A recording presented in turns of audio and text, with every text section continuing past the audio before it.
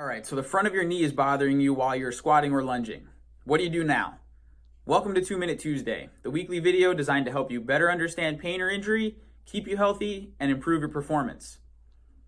Generally, when people start to experience some sort of pain in the front of their knee with a squat or a lunge, they tend to just stop the movement entirely.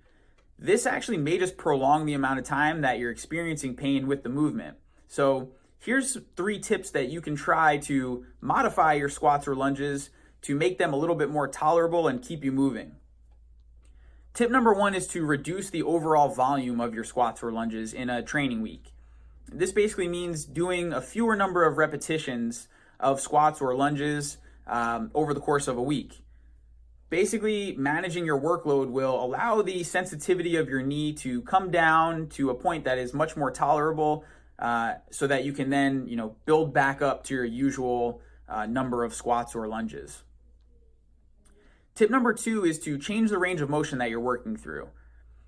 A lot of times you can find a range of motion that is, tolerable to perform the motion. So for a squat, this might look like squatting to a box or a chair instead of performing a full depth squat.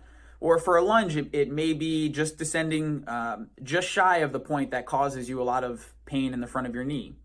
Either way, it'll still allow you to continue working on the pattern despite having some discomfort. The third tip is to try out a different variation of a squat or lunge. Let's say, for example, doing a barbell front squat really aggravates your knees, but you try a goblet squat and that you can perform completely pain-free. You would basically perform the goblet squat until your knees start to calm down a little bit, and you can gradually reintroduce the barbell front squat and get back into your usual routine. Your best bet in these instances is to modify the exercise instead of eliminating it completely from your training program.